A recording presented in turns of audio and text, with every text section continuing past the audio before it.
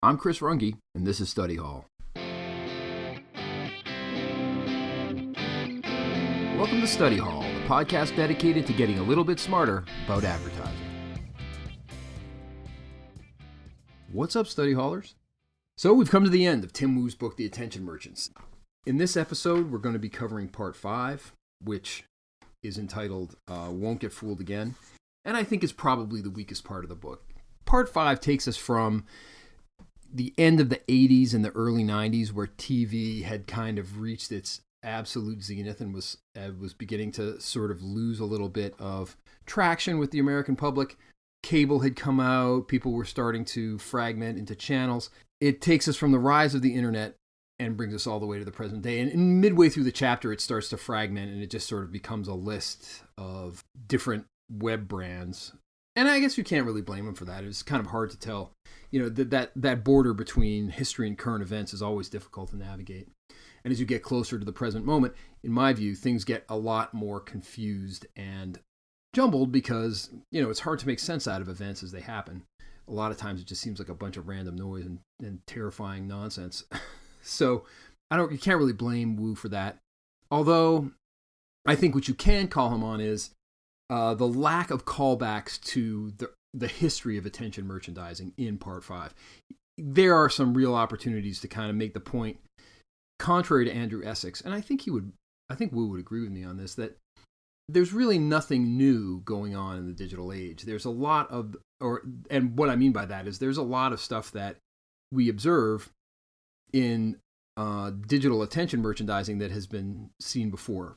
And I think that can help guide our decisions as professionals. And Wu really misses the opportunity to kind of call people to task on that. Although Wu has just come out with a new book, which I'm really looking forward to reading. And perhaps he gets into it there. But anyway, that's my big knock on this chapter. It's a little bit too current events for me. So anyway, with that, let's get into it. Part 5 starts with chapter 20, the Kingdom of Content. And we open up in the Kingdom of Content. We open up on Bill Gates. Bill Gates posts an essay on Microsoft's websites called Content is King, which is a little bit surprising. At least I was surprised when I read it, because I had completely forgotten that Gates was the guy who kicked this off.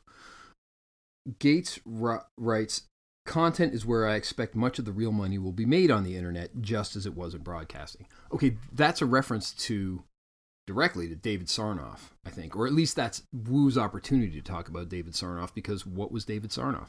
David Sarnoff was the head of a company that made what? Radios.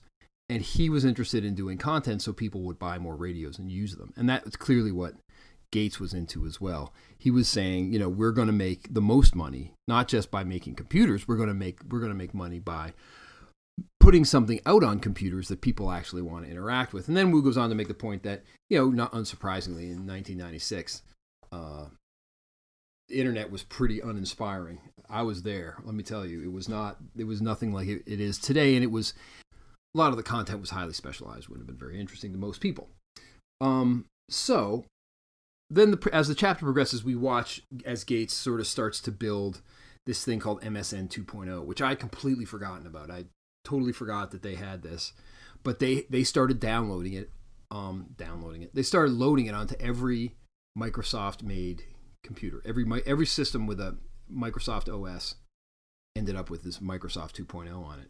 And Gates spent a ton of money trying to create content for this Microsoft 2.0 web interface. And it was a colossal failure, which is interesting because, you know, here's another example of somebody having the right idea, which seems so common in the digital world. Have the right idea, but somehow they execute it the wrong way, and they just kind of become a interesting artifact on the ash heap of history. So anyway, I feel like I'm digressing. So they come out with Microsoft 2.0, and they kind of get it wrong. He hired a bunch of people, high dollar creative talent out of New York and LA and all the, you know, various creative hotspots, and they missed. And, you know, you kind of can't blame them. I mean, they were trying to create both a new technology in the Microsoft 2.0 sort of substrate, and they were also trying to create the content itself, and it just proved to be too much. And they got, Wu sort of makes the point, they kind of got the tone wrong, and they also got a lot of the technical side of it wrong. The technical side of it wasn't that great either. There were a lot of problems with slow load times, too many ads, all that kind of nonsense. So interestingly, what became of Microsoft 2.0? Well, it turned into MSNBC. Instead of trying to make the internet sort of more interactive and kind of television 2.0, they turned around and tried to make cable into cable 2.0, and it just sort of fell back into being a cable channel. And we all know the story of MSNBC, and if you don't, go ahead and Google it. They just sort of end up becoming an old school cable channel. So anyway, so there's Microsoft kind of sadly crashing and burning. You feel kind of bad about it. But doing everything right. The thinking was correct, the execution was wrong. Too bad for them. And then as that's happening, there's a couple of other things going on. First, there's a company called GoTo, which another one I've forgotten about, another little gewgaw on the ash heap of history. It was a pay-for-play, basically straight up payola search engine. And they started duking it out. It was led by a guy named Bill Gross, not the Bond King Bill Gross, but this other guy, Bill Gross, Internet Bill Gross. Bill Gross 2.0. And it was this kind of awful, I don't know, it was like something like an 8th grader who'd read too much Ayn Rand would think up. You paid money and you got to the top of the search results, and it was, of course, a crashing failure. And it was hated by Google. Sergey Brin and Larry Page knew all about GoTo. That GoTo was in their world, and they hated it. They wrote this really scathing paper, Wu cites, about what a crappy product it was, and about the dangers. It's interesting, especially in light of current events, about the dangers of search engine bias. And they were saying, search engine bias is really terrible, and we hate it, and it's hard to detect. That was another interesting part of it. You think search engine bias is easy. You would think it would be easy to detect as a layperson in terms of coding and mathematics and stuff like that. I would think that search engines are pretty straightforward, but evidently not. So anyway, Google wins because Gross is basically a clown, and Ayn Rand is not real. And Google, of course, we all know the story of Google, right? And so now we have an entry point to the internet. That's what this whole thing was kind of about. They're trying to get an entry point so you can get onto the internet to get at the content that is going to begin to capture your attention and that they can then monetize, right? And this is another part of where the absolute genius of Google really shines forth. I mean, Google's getting a lot of, the big internet players now are getting a lot of hate, justifiably so in my view. They haven't been honest about the privacy implications of what they've been doing. But I think, unfortunately, that's starting to eclipse some of the real brilliance of Brin and Page. So anyway, what am I talking about? Well, what I'm talking about is the fact that they sort of looked at advertising, realized they had to use the advertising model in order to support themselves financially, with this sort of simple but brilliant insight that they could take your search inputs and connect it with advertising that was related to those search inputs. They executed advertising really better than it's ever been conceptually better than it's ever been executed before. So they're measuring your commercial intent, and they're serving you ads that relate to that intent. Simple idea, seems totally obvious now, but it was by no means obvious then. And that was a really big advance. Then they executed it better creatively. Back in those days, kids, most internet browsers were full of garbage. It was all like, it looked like they were trying to give you a seizure. There was just so much stuff on a lot of those browsers that you just sort of like, what? I just want to get on the internet. And of course, Google came out with that beautiful clean page with the search bar, and it was almost like they made you a beautiful little sailboat that you can just go off into the internet and search around. And so they very justly won the day, and they became the entry point to the internet. So at the end of the chapter, we have our way onto the internet for all of us, and it's Google. Which brings us to chapter 21, which is entitled "Here Comes Everyone." So, not surprisingly, you get this excellent way onto the internet, and everybody jumps on it and goes sliding down it like the awesome water slide it is. And we all become creators. and attention merchants, right? Because the barriers to public expression have come down. There's a way on. And so we learn about the rise of the blog. This is what Wu has to say about a New York Times article about Megnut, which was a blog back in the day. I actually went and looked up Megnut. The last entry was in 2013, I think. So here we go. This is what Wu had to say. It was, the author Rebecca Mead explained, a new kind of website that is known as a weblog or blog. As she explained, having a blog is rather like publishing your own online version of Reader's Digest with daily updates, yet with a conversational element. Other people who have blogs, they are known as bloggers, read your blog, and if they like it, they blog your blog on their own blog. Of course, one didn't have to blog about your problems the way Meg did. You could blog about anything. Here was an attention-capturing format that was truly different, even if the force drawing attention to it was not quite clear.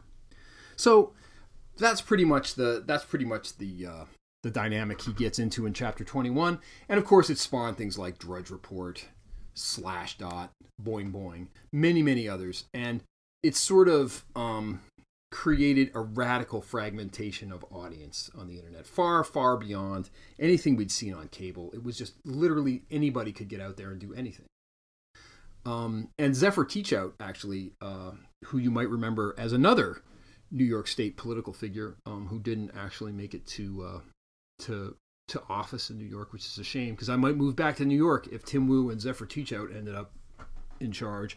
She makes a simile of pastors and flocks, and a real, so overtly draws a metaphor with the Reformation.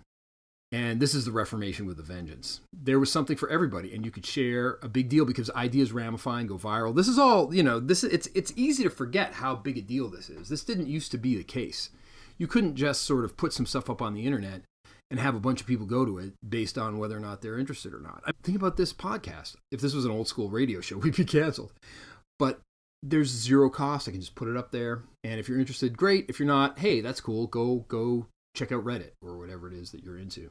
So that's a huge opportunity and beautiful thing about the net.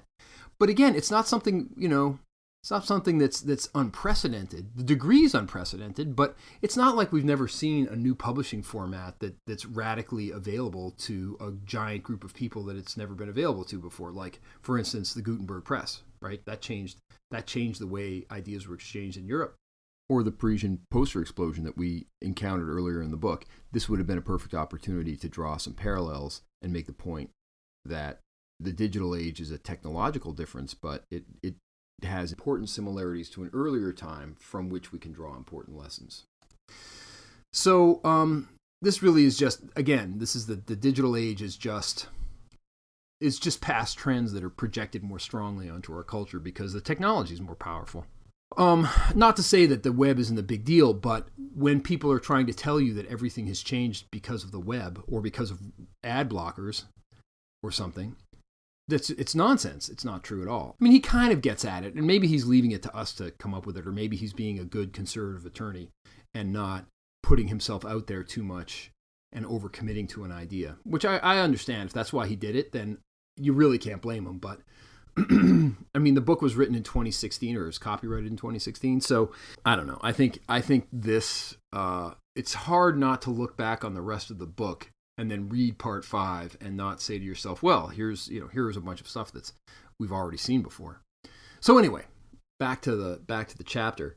There really was something for everybody, and culturally it had a huge impact. 35 million Americans, according to Nielsen, were reading blogs in 2005. Which is insane when you think about, so the 10 years between Bill Gates' content is king, 9 years, if you want to be scrupulously accurate.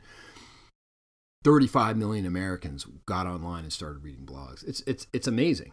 It's a huge increase in reading material and attention. I mean, it's just, it truly was a revolution. Although not in degree, not in anything else. And it culminates or at time actually acknowledges this in 2006, and they make you the person of the year. I remember this cover. It was like one of those crappy sort of printable mirrors. So when you looked into the cover of Time magazine, there you were sort of staring back at yourself because you are now in control of the media. And then the estimable Dave Barry weighs in and says the following: "We can no longer compel people to pay attention. We used to be able to say, 'There's this one really important story in Poland. You should read this.' Now people say, 'I just look up what I'm interested in on the internet.'"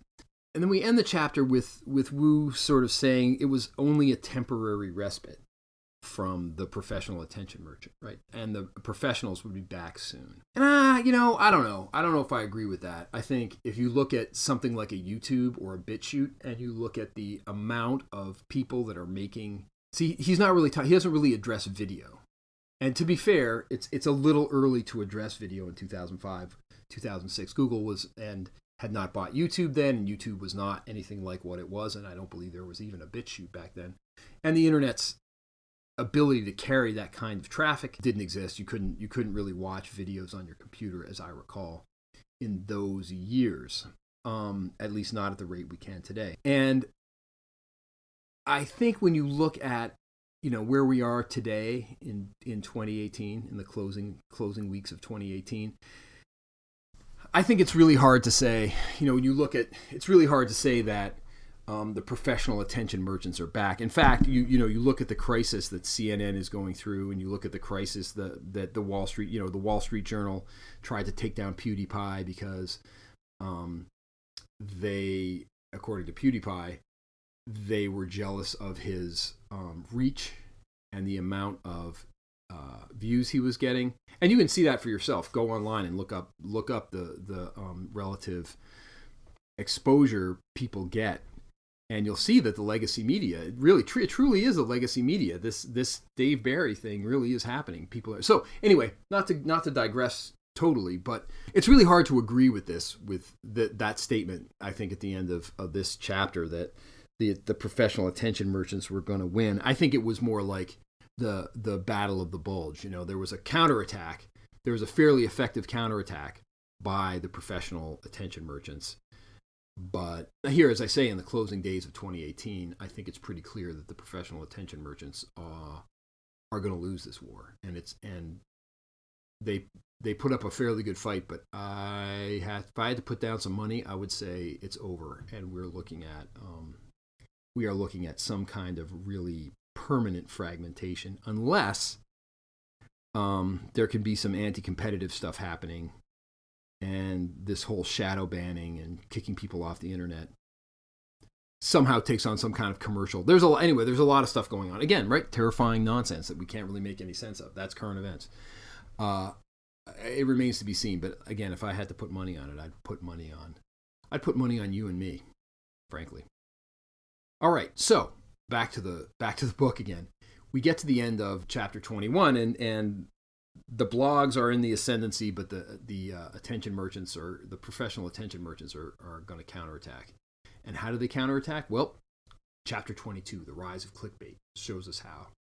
So we open up on a guy, another person. I love how Wu always turns it into stories of personalities. It's really a mark, I think, of his excellence as a storyteller.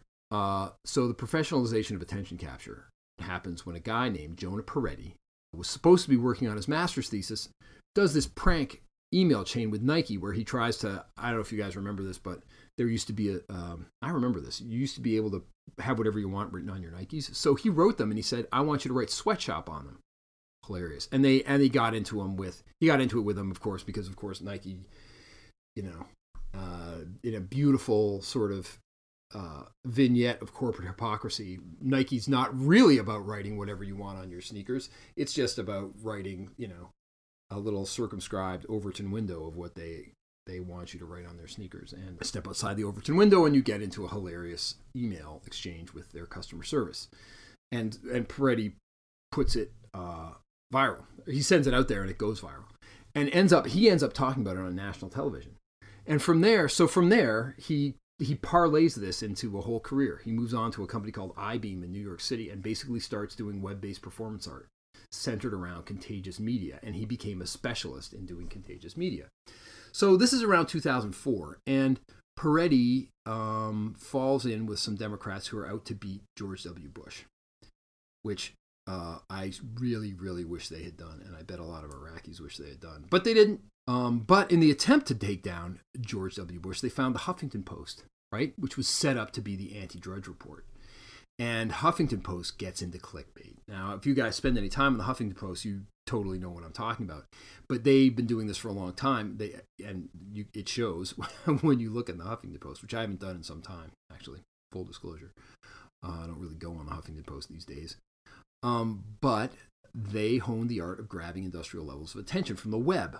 And in classic web style, Huffington Post, while they were harvesting a lot of attention, didn't seem to have made much money during this time.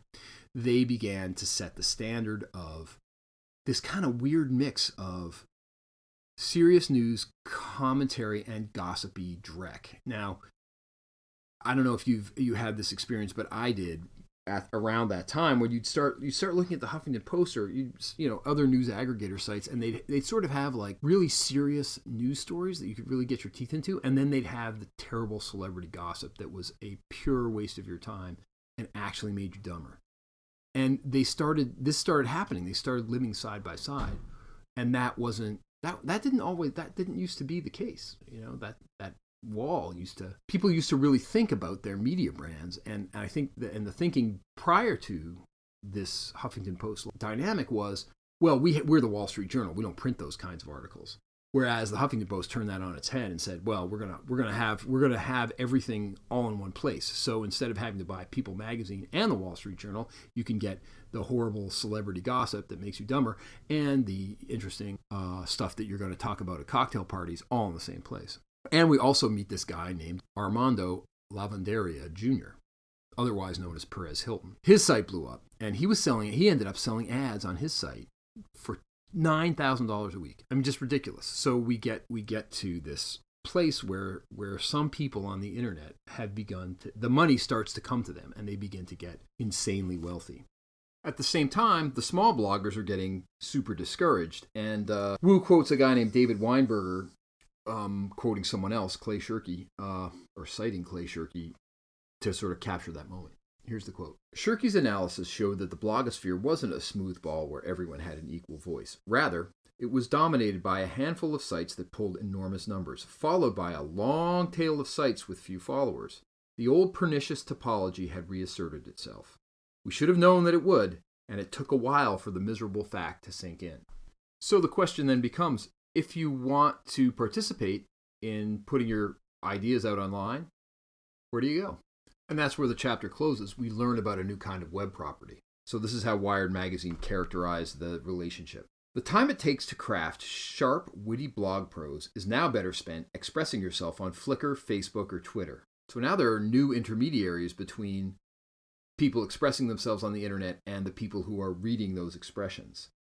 And this is how Wu characterizes that. Old wine in new bottles? Not quite. In the guise of bringing people together, these networks would wire the most invasive attention capture apparatus yet invented into millions upon millions of lives. What were the terms of that arrangement? As with any user agreement, it was in the provider's interest that one click accept quickly and not wade into the fine print. I think you could say the genius of Facebook, Twitter, and Flickr, and sites like that, where they became a kind of super blog. And the evil genius of those, especially Facebook, or most famously Facebook, was that they took advantage of human frailty, i.e. the unwillingness to get into the fine print, to give themselves permission to start grabbing up people's data. And that's when we get to chapter 23, entitled The Place to Be, which is all about the rise of Facebook, led by the pernicious nerd. Although I don't think you could really call him a nerd, Mark Zuckerberg. I'm not going to go on and on about the rise of Facebook. Everybody knows all about the rise of Facebook. But Wu kind of diagnoses the reason it rose, and he puts it down to two things. One was it had a vector, and two, it had indeterminacy. So what do I mean by those two? What does Wu mean by those two things? So the vector, simple. It started at Harvard. Harvard had a lot of cachet. It spread through colleges, and it kind of somehow got that magic youth thing going. And then indeterminacy. It was whatever the user wanted it to be. They captured the best of the blogosphere, that dynamic of everybody was a creator, and then they made it easier to do. And instead of having to learn to code HTML and blah, blah, blah, blah, blah, and do all that, you could just fire off your thing into the Facebook, and you were saying stuff, and you were getting that same dialogue was going on. And Facebook was smart enough to realize it didn't really matter what it was. Like they didn't have to be in charge. right? Which was the mistake that I think one of the mistakes the people that were making MSN 2.0 probably made. They were kind of coming at it the old way of doing creative, which was, I'm going to write a novel essentially, and I'm going to do creative. I'm going to be creative, and you're going to appreciate my creative. And if I'm a good creative, I'm going to more often make art that you like than not make art that you like. Totally wrong. You just got to get out of the way and let people make the art that they like. That's just how it goes. Look at memes. Same deal. Anyway, they won the attention grab. They monetized it carefully with nano-targeting, using all that personal data, and they beat up MySpace, which had more ads, pretty much that way. And they had better servers than Friendster, if you guys remember Friendster. I didn't. It was close to Facebook conceptually, but they didn't have the tech. So there again, as a pro, you want to look at that. Those are good stories to sort of talk about the way that strategy, execution, and technology work together, right? So after we get done with the Facebook chapter, the pace of the book really picks up, and we kind of just go through 4 chapters that are really just a recitation of current events. So I'm going to go through those super quickly because I'm sure everyone is extremely familiar with them. Chapter 24 is very short. It's about the rise of microfame and the ability to measure and monetize microfame digitally. So basically the rise of what we now call influencers. Then we go on to chapters 25 through 28, which essentially comes down to the story of the rise of the fourth screen, which is basically what became the smartphone. It actually starts with the story, actually a very interesting story about how research in motion executed on the BlackBerry starts with the BlackBerry, goes through the iPhone, and we've all lived it. So I'm not going to spend really any time talking about it. Wu kind of finishes up these chapters by talking about the rise of garbage content and maybe the neurobiology is a little too fancy a name for it, but the attention, the stimulus response bonding we all kind of go through with our cell phones, which, in some cases gets to be pretty pathological, where we're constantly checking it. It's constantly making a demand on our attention. And we're constantly, even when we're trying to learn things, or we're using the cell phones for good, I guess you could say, we're constantly having our attention distracted by ads. And then he finishes on the rise of the ad blocker. When Apple rolled out their ad blocker software, and we're back to Andrew Essex, and the question becomes, is the ad blocker genuinely the end of advertising as we know it? And I think by this time in the book, we know enough from Wu's excellent history of advertising that the answer is likely no. This is what Wu says about the end of advertising. But taking the long view, as our story does, such revolts against advertising must be seen as part of a larger dynamic. We are speaking, after all, of an industry left for dead at least 4 separate times over the past 100 years. Again and again it has seemed as if the party was over and that the consumers had fled once and for all. And yet, the attention merchants have always found a way to overgrow the bright new machines that seem to be hacking through the old growth foliage. So there's Andrew Essex's question about advertising put to rest by Wu. But then Wu, like a good lawyer, asks another question, a question sort of a zoning question about the where and the when of attention merchandising. So where is it okay to do it, and where is it not okay to do it? And he sort of makes the point that tradition and custom used to protect us, right? You didn't call during dinner time. Remember that? And you never showed up before 11 a.m. on a Saturday. And I think he rightly says that no longer protects us. We're kind of bent over these fourth screen smartphones 24/7, and it is becoming a real human problem. So this rewilding idea makes its appearance, and he kind of makes, and it's a good argument. It's kind of the solution Paris came to with all the posters. Stop attention merchants from enticing us to root around for dibs and dabs of their entertainment when we should be doing better things. And here, religion and spirituality makes a welcome appearance, and he references the monastics who use their attention to improve themselves. And makes the point that, we need focused attention to cook dinner. We need focused attention to be present with our spouses and our children and our friends. And our family. We need focused attention to do all kinds of really important things. Think through who we're going to vote for, say. And you really have to be careful about frittering away your attention. And that put me in mind of a great passage in the Screwtape Letters by C.S. Lewis, where the the devils are talking, and one of them says to the other, I had a patient who, when he showed up in hell, one of the things he told me was, and I don't have the quote in front of me, but he essentially says, I realize now I wasted my time on nothing. It wasn't that I was doing bad things. I just wasn't doing anything. I was, looking at newspaper columns. I think that's the interesting thing about the Screwtape Letters is, of course, it was written before the internet. It was written really in the radio age, I do believe. And I guess it just kind of underscores the big picture, which is that attention is a really big deal. And we need to really think hard about who we give it to and why. Wu sums up the problem like this. Since the attention industry, like any other, demands constant growth, the terms of the deal are constantly evolving, usually to our disadvantage, with more attention seized for less diversion in return. Periodic revolts against the arrangement are, therefore, not just predictable but necessary. For if the attention economy is to work to our benefit, and not merely to exploit us, we need to be vigilant about its operation and active in expressing our displeasure at its degrading tendencies. In some cases, as we've seen, its worst excesses may have no remedy but law. Okay, so I'm going to give that a qualified agreement, but I don't think law can be a very useful remedy. I think culture needs to change and people need to change. Unless we do, unless it's very simple stuff like Paris did. Just, okay, here's a place you can do it, and we don't want to see it anywhere else. Simple rule like that. Maybe that has a chance of working. But anything else, like I say, I think we have to take a lot more individual responsibility for the things we pay attention to. And we have to somehow find a way to own our attention. Now, we probably don't have to become, monks that get up at 3 a.m. and meditate all day long. But we probably shouldn't be bent over our smartphones 24/7 either. We need to find some place that works for us and works for the people around us and the people who rely on us.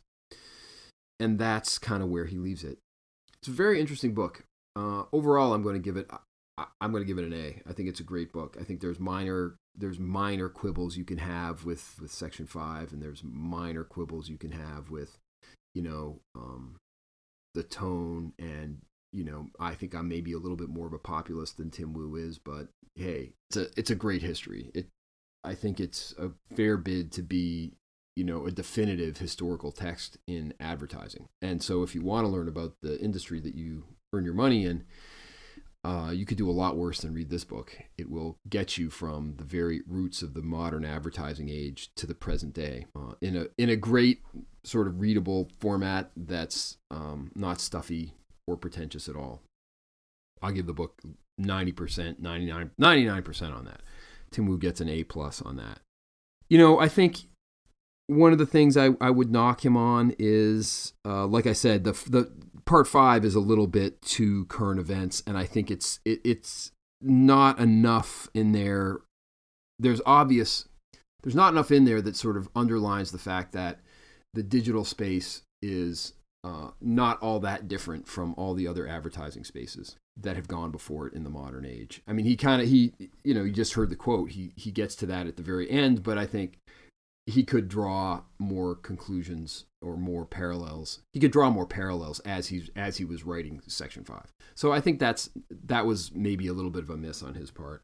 And then the other thing I think is interesting about the book is this kind of notion that somehow there's some pernicious force that's making all this terrible content popular, and it's somehow outside of him. Or if only people understood the world like I did, we wouldn't have this problem of bad content. And he quotes a lot of people that kind of take that approach, and I think I think it's a lot more difficult an issue. The attractiveness of bad content, I think, is a lot more difficult an issue than just there's a group of other people that are making it popular. I think all of us, like that Time magazine cover, the internet really reflects ourselves back onto ourselves. And you could say that about all kinds of art, and you could say that about all kinds of you can say that about all kinds of communication, but the internet, that's especially true. Maybe it's humanity's greatest performance art piece, right? Think about it that way.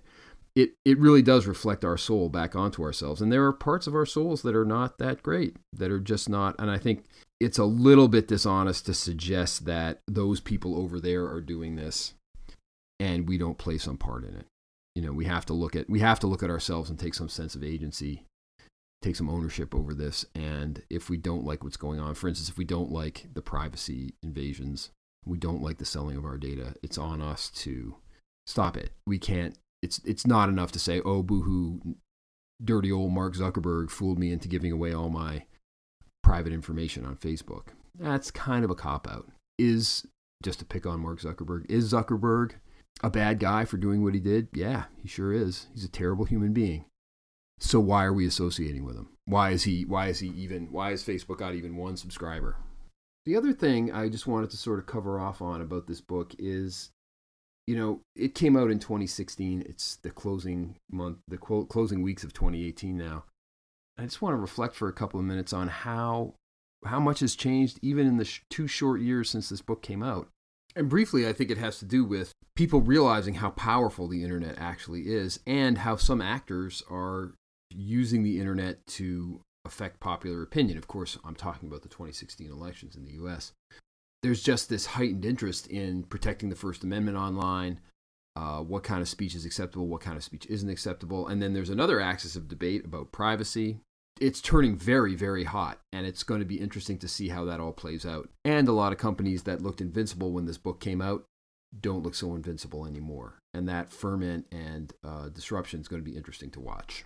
So that's my thoughts on The Attention Merchants. And next time we're going to be reading a really interesting book, Frenemies by Ken Auletta. And I've already started in on it, obviously. And I think Essex and Wu kind of are fighting about the end of advertising from the technical side, right? Is advertising over because of ad blockers? And the really interesting thing about Frenemies is it turns out, if reading the book, you get the impression that it's not the technology that's threatening the way advertising is right now, and the difficulty of working in the business and the sort of horrible life that too many people in the business lead. That's not about the technology. That's about the loss of trust, and it's real. And the loss of trust can be traced directly to human frailty and human greed. So it provides an interesting contrast to the last 2 books we've looked at, and I think it offers maybe a better diagnosis of what's wrong with the advertising world than just, oh, there's ad blockers, they're terrible. Because I think Wu rightly says, actually, ad blockers are really not going to be a big deal. They're going to, yes, it's going to be part of our world, and fragmentation and advertising is going to change, but technology is, there's always going to be a technological substrate on which advertising can project itself. Always. And I think he's right about that. So thanks for listening, and we'll talk to you next time.